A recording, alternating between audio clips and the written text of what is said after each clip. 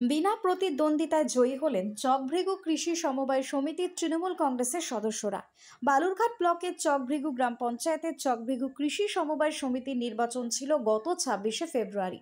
জানা গিয়েছে, সেই নির্বাচনে বিরোধী দলের কোনো প্রার্থী অংশগ্রহণ না করায় বিনা প্রতিদ্বন্দ্বিতায় জয়ী হয় তৃণমূল কংগ্রেসের সদস্যরা। এদিন বিনা প্রতিদ্বন্দ্বিতায় জয়ী সদস্যদের নিয়ে একটি সভা অনুষ্ঠিত হয় এবং গ্রাম পঞ্চায়েতের হল ঘরেই মূলত এই সভাটি অনুষ্ঠিত হয়। বালুরঘাট থেকে হিলি নিউজ বাংলার বিশেষ প্রতিবেদন। আমাদের আজকে চকভৃগু অঞ্চল কৃষি সমবায় সমিতি সভা হলো, কারণ আমাদের নিজস্ব যেহেতু ঘর জায়গা নেই, তার জন্য পঞ্চায়েতের ঘরে আমরা মিটিংটা করতাম।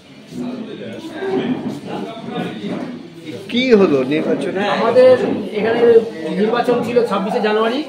সেদিন ভোটাভুটি হওয়ার কথা ছিল, কিন্তু কোনো প্রার্থী পড়েনি। শুধু তৃণমূলেরই 6জন প্রার্থী পড়েছে, প্রার্থী নমিনেশন দেয়নি। সেই জন্য বিনা প্রতিদ্বন্দ্বিতায় জয়ী হয়েছেন আমরা। আমাদের 6জন প্রার্থী বিনা প্রতিদ্বন্দ্বিতা। আমাদের কোঅপারেটিভ ব্যাংকের চেয়ারম্যান বিপ্লব খা, উনিও এখান থেকে জয়ী হয়েছে। আপনার নাম?